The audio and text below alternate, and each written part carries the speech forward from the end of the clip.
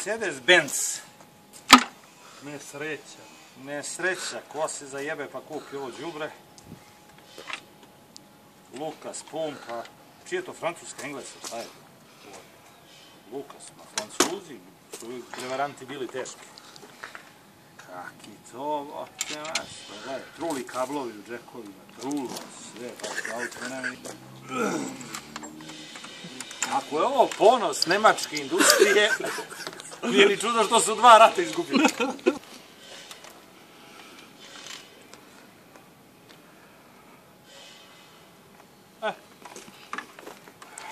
Sad pauziraj. Kabel nemački, firmiran, truo.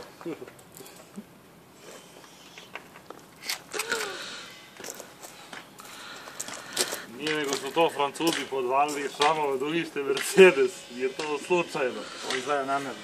To je zavera izgleda. Zavera iz Peugeota i iz Peugeota i Citroena.